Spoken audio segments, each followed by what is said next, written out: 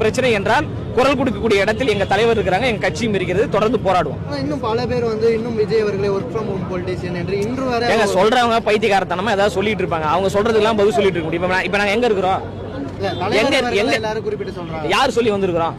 இப்ப அண்ணா வந்திருக்காங்க, இப்ப நான் வந்திருக்காங்க, தோழர்கள்லாம் வந்திருக்காங்க. யார் சொல்லி வந்திருக்காங்க? அவர் தான் 3 பக்க அறிக்கையில சொல்லிட்டாருங்க. கடைசி ஒரு படப்பிடிப்பு நடந்துகிட்டு இருக்கு. அந்த படம் முடிஞ்ச பிறகு நேரடியாக அரசியல் களத்துக்கு வர போறேன். அது வரைக்கும் என்னுடைய தோழர்களே நான் அரசியல் மயப்படுத்தினார்ல, இதான் அரசியல் மயப்படுத்துறது. இப்ப களத்துல நின்று போராடுறல, காவல்துறைகளை நெருக்கடி கொடுக்குறாங்கல்ல, போராட்டம் பண்ணாதீங்க, கைது பண்ணோம் பயந்தமா? எல்லாவற்றையும் எதிர்கொள்வதற்கு எங்களை தற்காத்து கொண்டு அரசியல் பணி செய்வதற்கு எங்களை தயார்படுத்துறாரு தலைவர். அரசியல் மயப்படுத்துறாரு. பல தளபதிகளை எங்க தலைவர் உருவாக்கிறார்களா, அந்த பணி எங்க தலைவர் செய்து கொண்டிருக்கிறாரு. இப்படிதான் நீங்க சொன்னீங்க, அவர் திமுக பேர் சொல்ல மாட்டேன்றாரு, பிஜேபி பேர் சொல்ல மாட்டேன்றாரு. நீங்க பேர் சொன்ன உடனே கதறீங்க, பதறீங்க. பரந்தூருக்கு போனாரே கண்ணு தெரியலையா? கள்ளக்குறிச்சிக்கு போனாரே உங்களுக்கு தெரியலையா?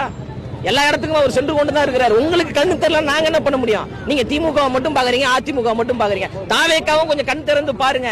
களத்துல 24 மணி நேரம் மக்களுக்காக உழைத்துக் கொண்டிருக்கின்ற ஒரு கட்சியாக தமிழக வெற்றி கழகம் இருக்கு. 2026 அதற்கான முடிவை நீங்க பார்க்க தான் போறீங்க. கடைசி கொஸ்டினா, நீட் தேர்வு விலகும் பொழுது அனைத்து கட்சி கூட்டம் இன்னைக்கு அறிவிச்சிருக்காங்க 9ஆம் தேதி.